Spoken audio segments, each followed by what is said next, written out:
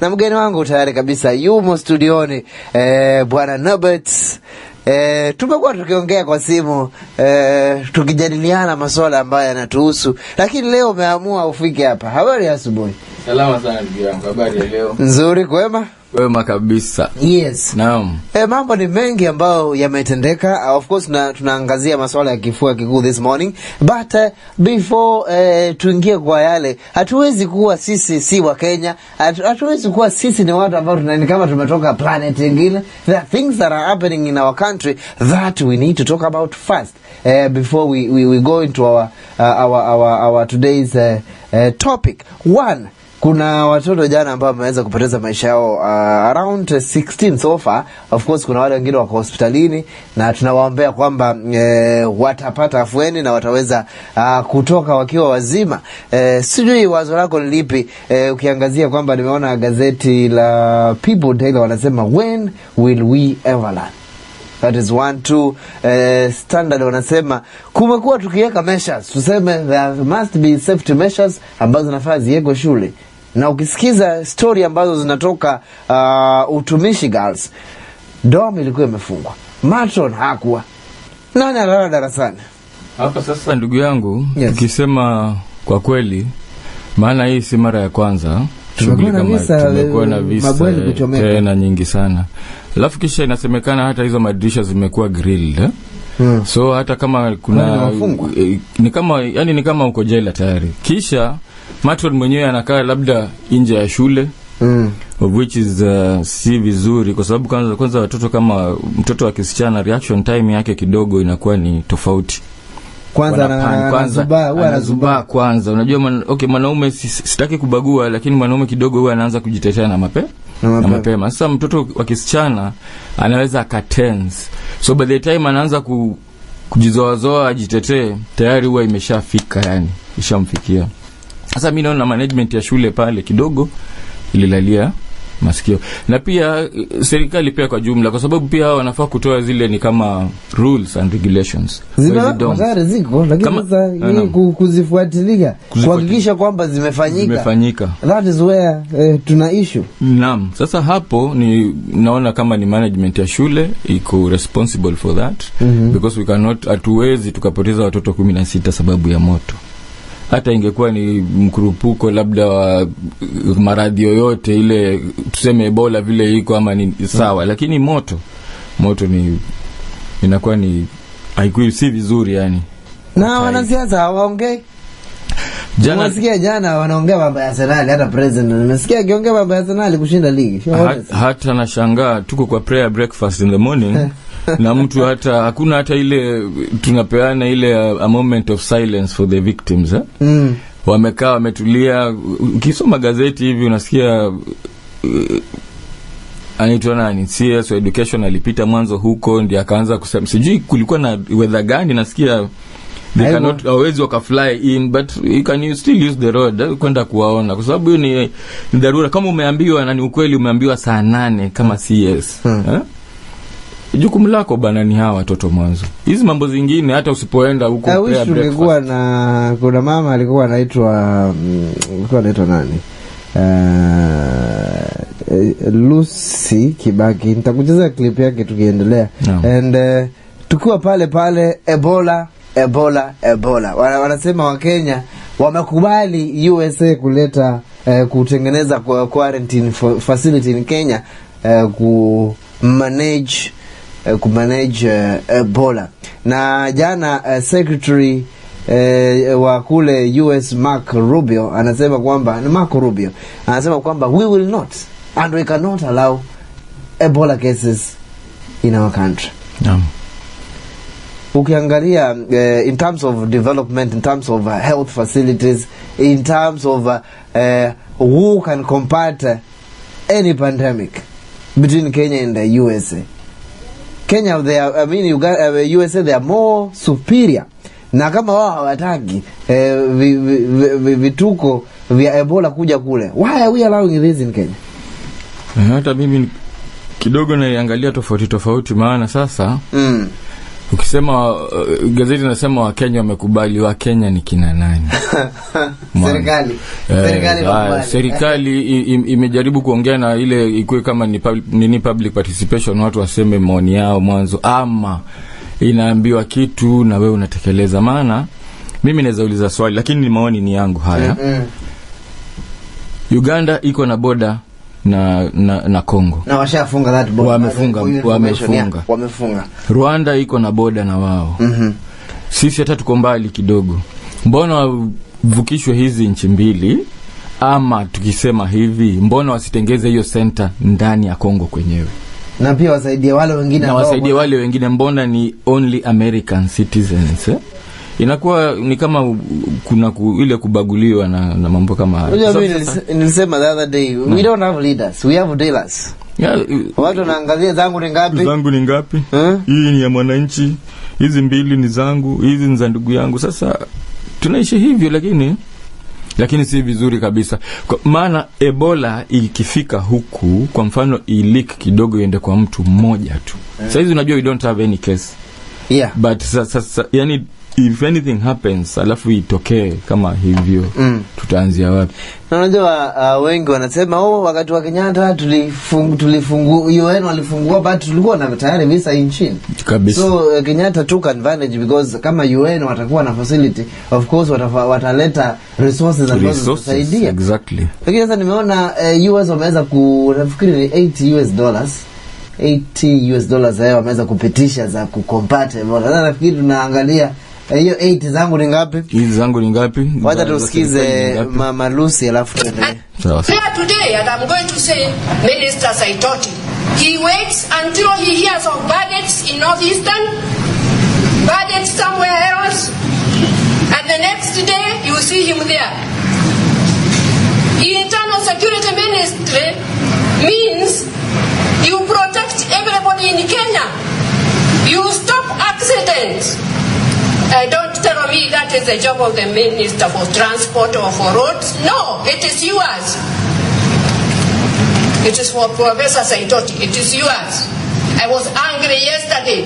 Last evening when I saw him on TV, he has gone to that spot where 118 Kenyans died. And this is all he had to say. I hope you Kenyans, this tragedy will teach you a lesson.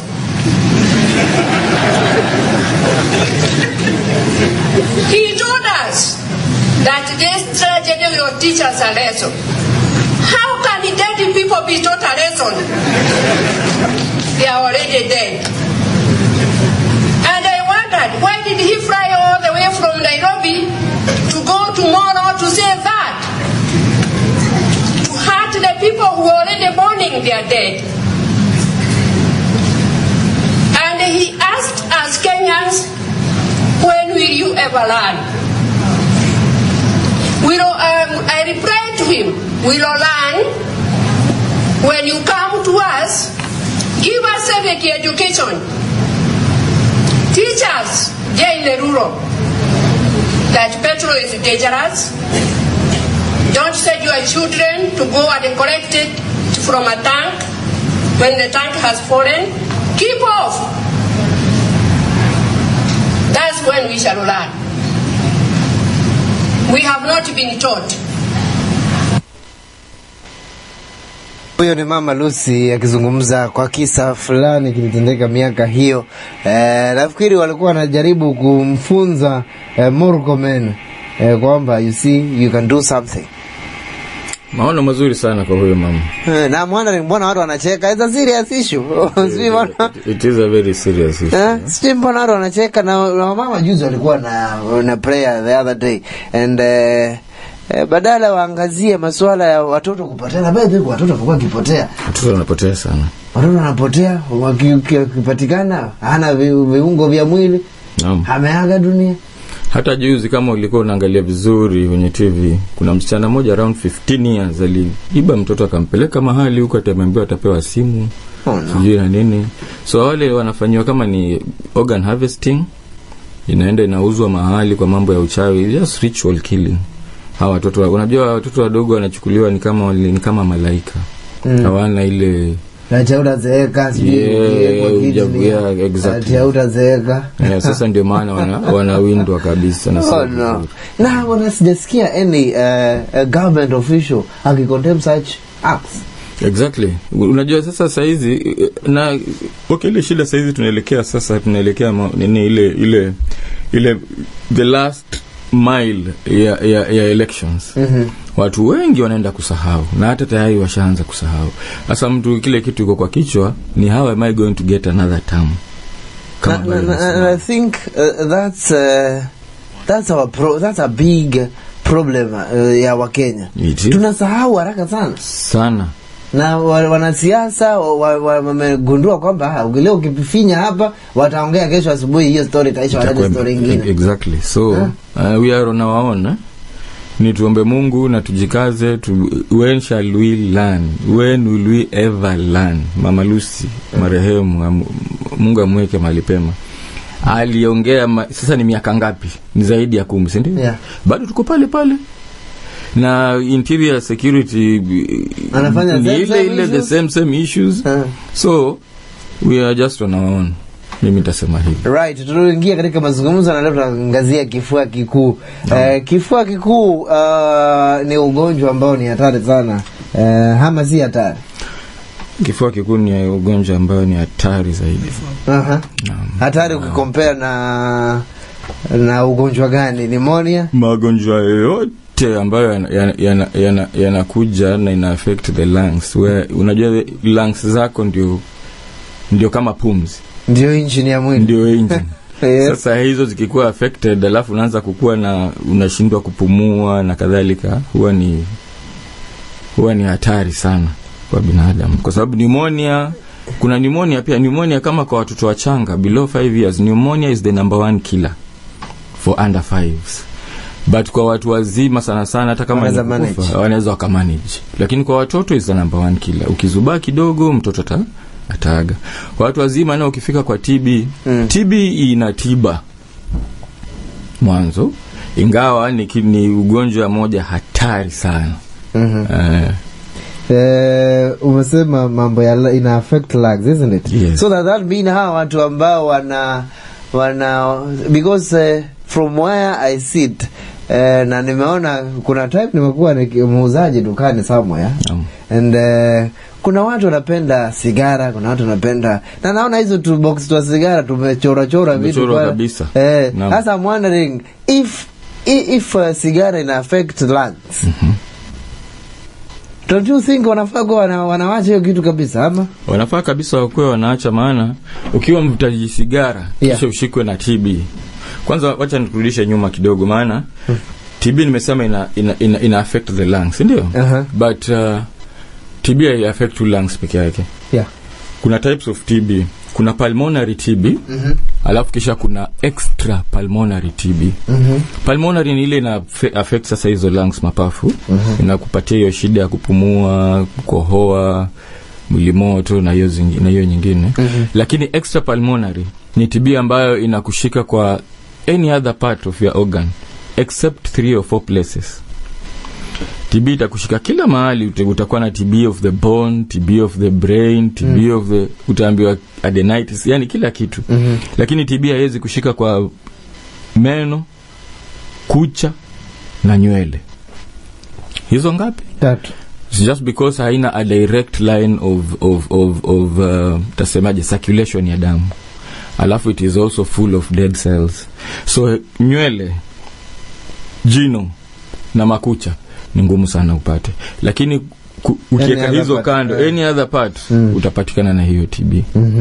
Sasa ndio tunasema TB yenyewe ina tiba.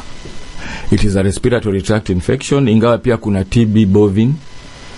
Hiyo TB sasa inapatikana kwa wanyama, especially ng'ombe. Tunaikunywa hata kwa maziwa. Na hiyo huwa ni ngumu sana kukua diagnosed, kwa sababu kitambo it needs a very sharp clinician to follow up on the history mpaka ipate. Utakuwa unaenda hospitali labda unatibiwa mpaka baadaye kama umeenda sana almost the last stage. On very many treatment regimens. Alafu ndio sasa inapatikana, lakini itakuwa imekuweka chini kabisa. Naam. Right, umesema kuna tofauti kadhaa za TB. Na utajuaje una TB? TB has some signs and symptoms. Utajuaje mtu ako na TB? Mtu yuko na TB. Yeah. TB, okay, kuna signs and symptoms tu zenye sisi kama madaktari tukiangalia tutataka labda tutakutuma mahali uende upimwe. Lakini TB to be a conclusive unaambiwa uko na TB ni lazima ufanye nini? Upimwe kikohozi. But some of the signs and symptoms zenye itanifanya mimi kwa mfano nikiwa pale clinic na nataka nijue kama uko na shida gani, nitakuuliza maswali 2-3. Je, unakohoa? Umekohoa muda gani? Je, una mwili moto? Je, usiku uko na night sweats, zile drenching night sweats, zile una sweat paka unamwagika maji kabisa? Do you have any unexplained kuna joto usiku? Kuna ile joto ya Mombasa ya kawaida, lakini kuna ile una sweat mpaka unaona hii sio ya kawaida, this is too much. So some of the signs, you just a cough, hiyo unexplained weight loss, wewe si mgonjwa lakini unaona kilo yako yaenda chini, kilo zinashuka tu. Naam. Alafu hiyo drenching night sweats, wengine wanakuwa na loss of appetite, hiyo cough of any duration. Hata ukikohoa saa hii na kesho, unajua kitambo tulikuwa tunasema you need to have a cough of more than 2 weeks, but right now is a cough of any duration. So hiyo mtu akichukua hiyo history anaweza amua akutume mahali ufanywe vile vipimo, ama akutume kwa maabara which is a lab, upimwe kohozi wa confirm kama ni TB. Naam. Right, na nani anaweza kupata this TB? This TB inashika watu wengi sana, lakini mostly the people who are at risk ni watoto wachanga, wazee, the elderly. Hapa unajua tunaenda na ile kinga ya mwili, the immunity, because unajua mtoto mdogo immunity yake bado iko chini. Mtu mzima wale wa ile miaka imeenda pia immunity pia imeanza kwenda chini. Wale ambao wako na chronic conditions kama diabetes pia wako na hiyo shida. Kuna wale wanatumia steroids. Na kuna wale sasa wale immunocompromised, wale ambao wako na virusi vya ukimwi. Kwa sababu sasa ikikuwa hapo ni TB na inakuja kama an opportunistic infection hapo katikati. Na your white blood cells are very busy. And your white blood cells are very busy. Na unajua white blood cells ndio hiyo count sasa. So the moment and TB has something that watu waelewi. Unajua tukikuwa mahali labda mimi nikikohoa ama na sneeze, alafu upate hiyo dozi ya TB kwa mfano, inaweza ingia kwa system yako alafu itulie. Inakaa dormant for a very long time. As long as immunity yako iko vipi? Iko strong. But the moment your immunity goes down, TB will wake up. Years later, miaka 2, 3, 4, 5, 6. Kuna watu wamekaa na TB miaka nyingi sana. Lakini nangoja tu nini? Immunity rudi chini kisha iamke. Naam. Okay. Naona umegusia HIV na TB. Zinahusiana vipi? Kwa sababu nafikiri from where I sit, HIV ina weaken your immune system. Na inahakikisha kwamba your white blood cells are ever busy because lazima zipigane na kile kirusi. Na maanisha inakuwa sasa when your white blood cells are busy, I mean your immunity itakuwa very weak. Exactly. Sasa HIV and AIDS and TB. HIV and AIDS will almost always unakuwa kuna kitu inaitwa immunosuppression. Your immunity imerudi chini, ile kinga. So this TB inakuja tu kama an opportunistic infection vile nimesema. But the moment immunity yako iko vizuri, na hapa ndio kunakuwa na kitu inaitwa stigma. Maana watu wanafeel ni kama anytime unapimwa ukiwa na TB upatikane, huwa wanakuhusisha sana na HIV. Kwa sababu kuna hiyo stigma, na ni kitu imetoka kitambo sana, sio hata ni leo peke yake. But in real sense, these are two different medical conditions. One will just lower your immunity, and this other one will come in as an opportunistic infection. Exactly. Yeah. Ulikuwa unagusia vile mtagundua ama mtu akitaka kupimwa hii kitu anafaa afanye nini, because the last time mimi niliambiwa tukupige picha sijui x-ray, sijui unaona sweat usiku, pumua, breathe in. Tunapimaje hii kitu? Sababu naambiwa hata x-ray unafaa upigwe 2-3 zisi hapo. Hata si hivyo, maana test ya TB ni unapimwa kohozi. Inaitwa sputum for AFBs. Hiyo ni one of the most conclusive tests, most accurate. Unaweza kupigwa picha. Pia kwa mfano kama haitaonekana huku, but mtu anaona you are clinically presenting kama mtu ako na TB, unaweza kupigwa picha. Kuna wale wataalamu wenye wataangalia hiyo picha, x-ray yako of the chest, waone there is a pattern here that looks like TB. Unajua kuna vile inaangaliwa. Pia inaweza kuwa conclusive. And sasa kuna wale watu ambao wako na HIV and AIDS, alafu na CD4 count, ni ile immunity ya mtu imeenda chini sana mpaka below some level. Hawa huwa wanapimwa mkojo. Inaweza chukuliwa ipelekwe kwa lab, ifanywe all those tests. Itaonyesha kama mtu yuko na TB. Hata kama mtu yuko na ile extra pulmonary TB, wewe inaonekana kwa ile mkojo. So kuna pia histology reports, culture reports, lakini hiyo ni mambo ya kwa laboratory. But the main thing yenye mtu huwa anatumwa ni ile tu kohozi, ende ipimwe alafu upatiwe results zako. So basing on those results ndio utaanzisha treatment ama ku advise on what to do. Ama mtu akiona this one inasema ni negative but mimi vile naona ni tofauti, unaambiwa ukapige picha. Jana nilikuwa na aspirant wa KECOPS hapa Kenya National Polytechnic. Na nikizungumza naye ni kama he felt like the infirmary is not doing well. It's not doing well kwa sababu ya kwamba labda kuna madawa, kuna saa unafaa upatikane, kuna saa unafaa. Sasa I'm wondering, shule sijui kama mmekuwa na visa vya TB or how una assess vipi such issues, sababu umeniambia kwamba mtu akiwa nayo na akohoe, na hapa tuna a big number, a very big number, na especially saa hii wakati wa campaign na nini, unaweza goa huko unafikiri ni umehema sana kwa sababu ya campaign kweli. Alafu sasa unajua hapo mko watu wengi kweli. Yes. So shule mnahakikisha vipi kwamba mnakuwa tayari kuhusiana na TB? Naam, kuna kitengo maalum ya taifa ya national tuseme TB Council. Alafu kuna ile ya sasa ya jimbo sasa kama Mombasa. Okay. Sasa we are working very closely with them. Walitembea huku siku moja, tukakuwa na mazungumzo. Nikapatiwa kitu inaitwa a screening tool.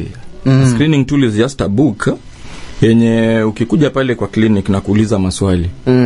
Nachukua majina yako kamili, miaka, lakini sitaandika majina, ni kama tu initials, miaka yako, kisha nakuuliza hiyo maswali. Do you have any cough? Yani mtu yote mwenye anapita pale clinic, do you have any cough? Uko na fever, una mwili moto, uko na hiyo drenching night sweats, umekutana hivi karibuni umekuwa na mtu labda ambaye amepimwa, ile contact amepimwa akapatikana kuwa na TB hivi karibuni.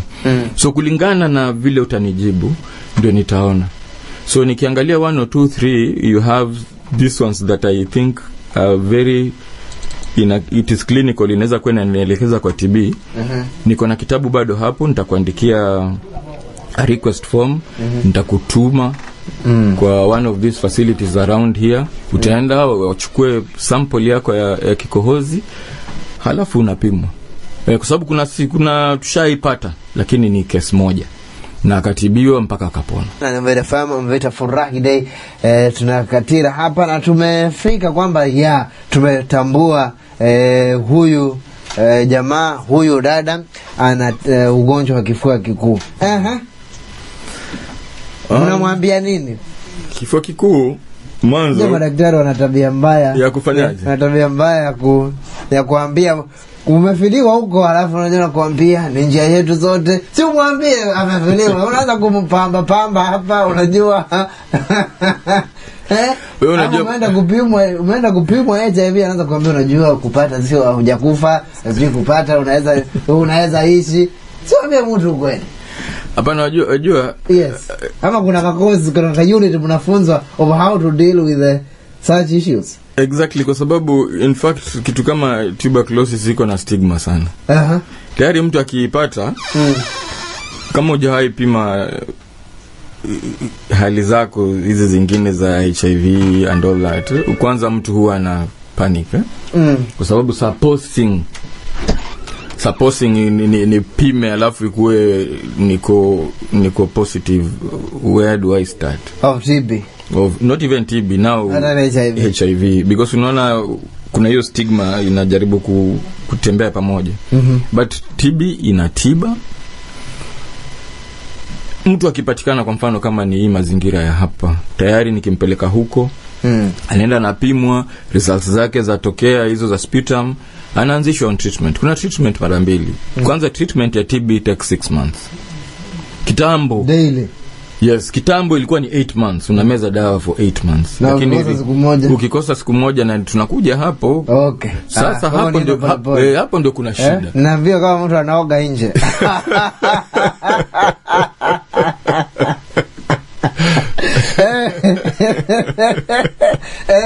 Tunakuja hapo. Okay. Maana hapo ndio mahali nataka kugonga kabisa. Yeah. Ukipatikana na TB. Yes. They start you on treatment. 6 months treatment. You take these drugs religiously. Unasianga religiously. For 6 months daily. Na the first 2 months inaitwa intensive phase. Hii ni ya kupunguza ile vile viini ambavyo vinasababisha nini?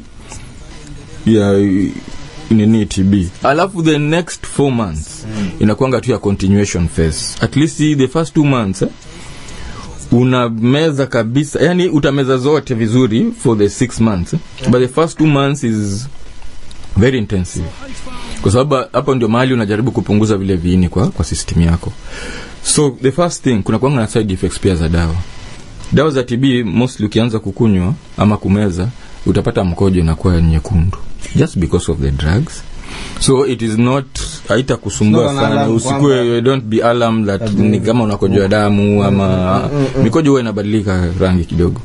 Kisha kidogo unaweza kuwa na ile hot flashes tu, kichwa kinauma kwa mbali, yani hizo effects kidogo hapa na pale. Hiyo si Ebola. Nasikia pia kuna headache. Hapana. Ebola na headache. Hapana.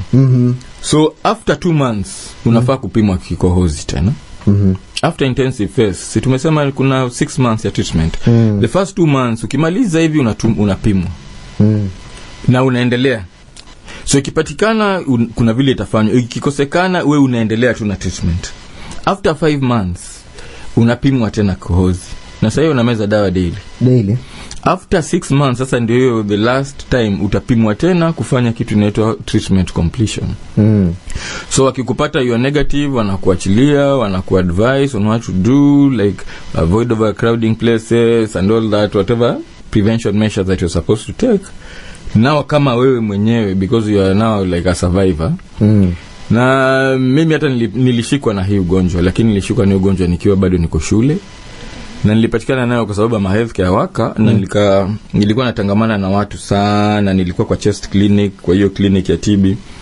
So in between that time na nitoke kwa hiyo clinic kwa rotation, nilipatikana nayo. Na enzi hiyo ilikuwa ni unameza dawa for 8 months.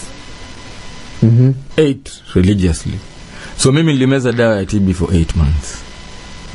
Daily. Na TB inatiba as long as unafuata ile maagizo ya religiously, unakula vizuri, just do your diet proper, a balanced diet. Kwa sababu some of these drugs are very strong na ikifika around month 2 wewe unapatia mtu appetite sana. Sasa unapata watu wa TB wanakula umejaza kujaza. So just do a balanced diet, unaendelea kumeza hizo treatment yako paka mwisho 6 months I mean. Alafu they clear you from the system. Alafu unakuwa advised. So huyu ambaye alipatikana alimeza dawa zake vizuri, akamaliza, he is treatment free at the moment. Kwa kama ni mtu akusahau itabidi uweke alarm. Itabidi umeze dawa. Uweke alarm. Kwa sababu kitu ya kwanza uliuliza swali hata nilikuwa nataka karibu naruka. What happens when you don't take those drugs vile inafaa ikue? Kuna TB, kuna zile TB zenye hata si ni nyingi. Kuna ile TB inasikia dawa. First line treatment. Isoniazid, pyrazinamide, rifampicin, hizi tu dawa za TB huwa inasikia. Alafu kuna kitu inaitwa multi-drug resistant, MDR TB. Multi-drug resistant ni TB ambayo it is resistant to either or one of the drugs yenye natibu TB ama kadhaa. So it comes in when people unapewa dawa alafu unataka kumeza leo, uruke kesho na kesho kutwa umeze the next day. So ina develop resistance against that treatment. Na kutibu multi-drug resistant TB takes more than almost 18 months and it is very expensive. So in 18 months yani you'll just be taking drugs. Alafu wewe ni mtu haufai kutangamana na watu, maana utawekwa kwa isolation ukipatikana, ndio usieneze hii strain. Yes. So when you are given those treatments that are for TB specifically, you take them religiously daily without failure. Otherwise uta default, na ukikuwa defaulter something can happen, alafu ikuje upate ile multi-drug resistant which will be more expensive for you to treat na itakuchukua time nyingi sana kutibu. Hebu niulize, tukua pale kwa madawa ya TB. Naam. Kuna ugonjwa wa H. pylori. Naam. Ambao kuna ile kitu napewa kama unataka kumalizana na again hiyo kitu nafaa kuwa again faithful. So kwa mfano because vile tunatibu H. pylori unapata kama dawa umekunywa saa 1 asubuhi, inafaa kuwa jioni pia saa 1 upige the other dawa, na kesho asubuhi saa 1. Is that what happens with TB? With TB it needs that time. Ukifuatilia hiyo time, because wanakuambia if it is 24 hours later there is a reason. So kama ni saa 1 ni kama ni saa 1, if you can put it at that particular time the better for you, because there is a reason. Vile unasema hiyo H. pylori hiyo ina cause some ulcers, not even ulcers, inakupatia tu some gastric conditions, unakuwa na hyperacidity and all that. So unapatiwa dawa unameza asubuhi na jioni. Sign kit, ile H. pylori kit. So when kwa sababu hii pia unaweza kuwa na reinfection, kwa sababu H. pylori utaikunywa kwa maji ama ukule kwa chakula. So kunaweza kuwa na reinfection. But in real sense treatment ya H. pylori na TB is almost the same, because TB ukimaliza treatment lazima wapime wajue it's negative. H. pylori ukipimwa upatikane nayo upatiwe H. pylori kit umalize, you are supposed to kupimwa uangalie kama it's positive. Kama bado iko then they give you another treatment regimen uendelee. Naam. Right.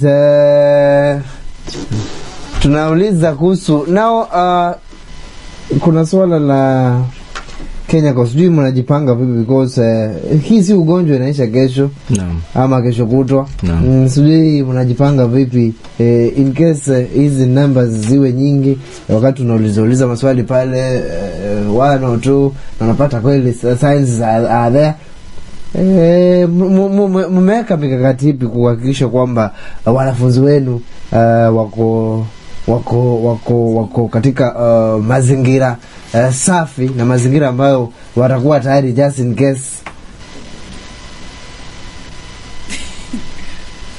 case ugonjwa kama hii itoke?